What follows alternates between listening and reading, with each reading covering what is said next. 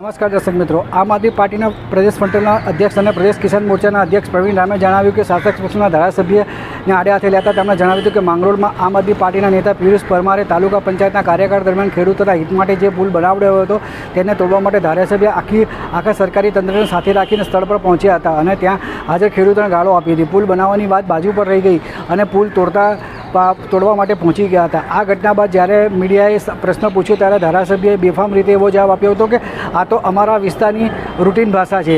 ગુજરાતની સંસ્કારી ધારામાં જનપ્રતિનિધિઓ દ્વારા આવી ભાષાનો ઉપયોગ થાય તે ઘણું દુઃખદ વાત છે.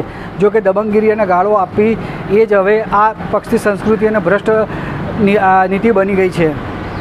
આમ આદમી પાર્ટીના નેતા પ્રવીણ રામે ધારાસભ્યને સીધા બે સવાલ પૂછી સખત માંગણીઓ કરી છે કે તેમણે પડકાર ફેંકતા કહ્યું છે જો ગાળો બોલ્યું હોય તો તમારા માટે રૂટીન હોય તો તમારા વિસ્તારમાં ખુલ્લેઆમ ચાલતા દારૂના અડ્ડા અને બેફામ બનેલા ખનીજ માફિયાઓની ગેરકાયદેસર પથ્થરની ખાણો પર તમે કઈ તારીખે અને કેટલા વાગે તંત્રને સાથે રાખીને રૂટીન ગાળો બોલવા માટે જવાના છો તેનો સમય અને તારીખ જાહેર કરો જેથી અમે પણ તમને સપોર્ટ કરવા માટે આવી શકીએ. ગુજરાતના ખેડૂતો માટે લાલ આંખ અને દારૂ ખનીજ માફિયાઓ સામે આંખ આડા કાન કરવાની આવી બેવડી નીતિ નહીં ચલાવી લેવામાં આવે. ધારાસભ્ય કાં તો માફિયાઓ સામે કાર્યવાહી કરે અથવા ગુજરાતના ખેડૂતોની જાહેરમાં માફી માગે, અન્યથા આવનારી ચૂંટણીઓમાં ગુજરાતના ખેડૂતો તેમને જડબાતોડ જવાબ આપશે.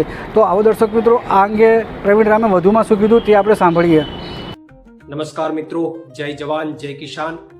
ગઈકાલે ભાજપના એક ધારાસભ્યએ ખેડૂતોને જાહેરમાં ગાળો દેતા હોય એવો એક વિડીયો સામે આવ્યો છે.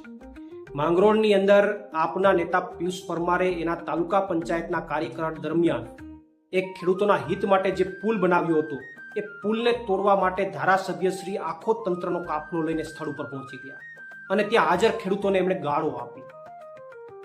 આ ગાળો આપ્યા પછી હકીકતમાં તો ધારાસભ્ય શ્રીએ પુલ બનાવવાનું કામ કરવાનું હોય, પરંતુ આ તો પુલ તોડવા પહોંચી ગયા. પુલ બનાવવાની વાત તો સાઈડમાં રહી, પણ પુલને તોડવા પહોંચી ગયા અને પુલ તોડવાની જગ્યાએ ગાળો આપ્યા પછી જ્યારે મીડિયાએ પ્રશ્ન પૂછ્યો તો ધારાસભ્યશ્રીએ બહુ સરસ મજાનો જવાબ આપ્યો કે આ તો અમારા વિસ્તારનો રૂટીન શબ્દ છે.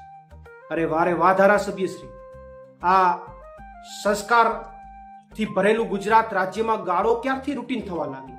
એમાં પણ એક ચૂંટાયેલા જનપ્રતિનિધિઓ માટે ગાળો ક્યારથી રૂટીન થવા લાગી? પણ તમે સાચા છો, ભાજપ પક્ષની અંદર ભ્રષ્ટાચાર રૂટીન થઈ ગયો છે. તમે જે પક્ષમાં છો એમની અંદર ગાળો રૂટીન થઈ ગઈ છે.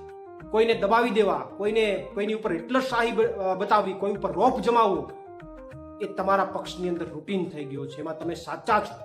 પણ મારે ધારાસભ્યશ્રીને સીધા બે સવાલો છે, એમની સાથે બે સીધી મારી માગણી છે કે જો ગાળો તમારા માટે રૂટીન હોય તો તમારા વિસ્તારમાં દારૂના અડ્ડા ખુલ્લે આમ ચાલે છે ત્યારે ત્યાં તમે કઈ તારીખે અને કેટલા વાગે તંત્રને લઈને રૂટીન ગાળો બોલવા જશો? સાથે સાથે તમારા વિસ્તારમાં ખનીજ માફિયાઓ બેફામ બન્યા છે, પથ્થરની ખાણો ખુલ્લે આમ ચાલે છે, બિનકાયદેસર રીતે પથ્થરની ખાણો ચાલે છે, ત્યાં તમે કઈ તારીખે અને કેટલા વાગે તંત્રને લઈને રૂટીન ગાળો બોલવા જશો એનો તારીખ અને સમય ટૂંક સમયમાં આપજો, જેથી કરીને અમે પણ તમારો સપોર્ટ કરવા માટે આવીએ. કારણ કે એવું તો નહીં ચાલે કે ગુજરાતના ખેડૂતો માટે લાલ આંખ અને તમારા વિસ્તારમાં દારૂના જે અડ્ડા ચલાવે છે એના માટે અને ખનીજ માફિયાઓ માટે આંખ બંધ. આવી નીતિ તો નહીં ચાલે. તો દારૂના અડ્ડાવાળા અને ખનીજ માફિયાઓને રૂટીન ગાળો ક્યારે બોલવા જવાના છો એની તારીખ અને સમય અમને ચોક્કસથી આપજો, અન્યથા ગુજરાતના ખેડૂતોની માફી માંગજો. બાકી આવનારા સમયમાં અને આવનારી ચૂંટણીમાં તમને જડબાતોડ જવાબ ગુજરાતના ખેડૂતો આપશે. આભાર.